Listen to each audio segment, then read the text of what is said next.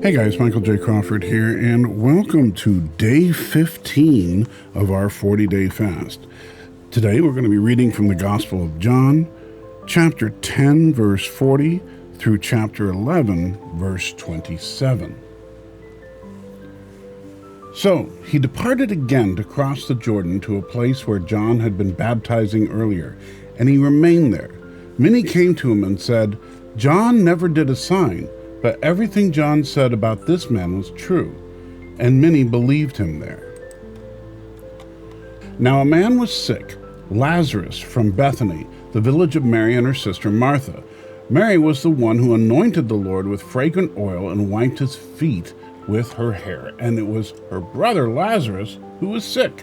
So the sisters sent a message to him, "Lord, the one you love is sick."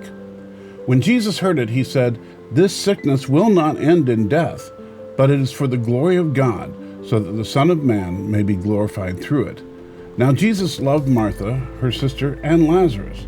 So when he heard that he was sick, he stayed 2 more days in the place where he was. Then after that, he said to his disciples, "Let's go to Judea again."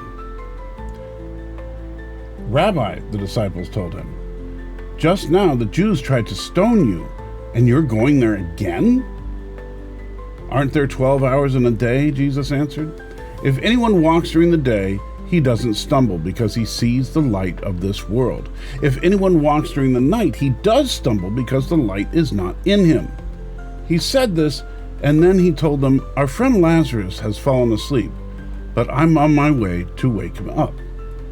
Then the disciples said to him, "Lord, if he has fallen asleep, he will get well."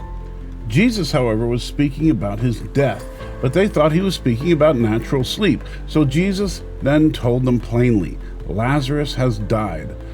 I'm glad for you that I wasn't there so that you may believe, but let's go to him." Then Thomas, called Twin, said to his fellow disciples, "Let's go that we may die with him." When Jesus arrived, he found Lazarus already had been in the tomb for 4 days. Bethany was near Jerusalem, about 2 miles away. Many of the Jews had come to Martha and Mary to comfort them about their brother. As soon as Martha heard that Jesus was coming, she went to meet him, but Mary remained seated in the house.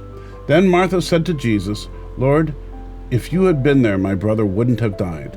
Yet even now I know that whatever you ask from God, God will give you." "Your brother will rise again," Jesus told her. Martha said, "I know that he will rise again in the resurrection at the last day."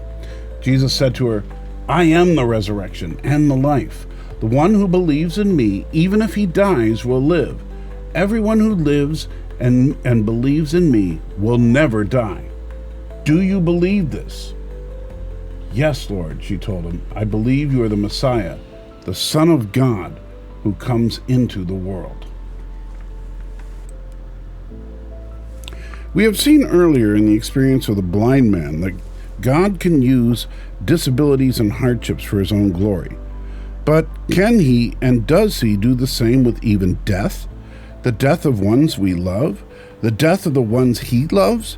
It is clear from this passage that nothing is beyond God's plan and control.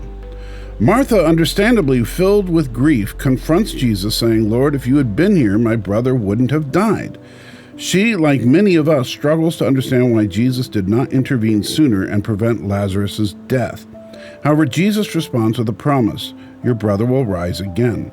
Though Martha believes in the future resurrection, Jesus redirects her focus to the present, revealing, "I am the resurrection and the life. The one who believes in me, even if he dies, will live." Through Lazarus' death, Jesus is setting the stage for greater revelation of God's power and purpose.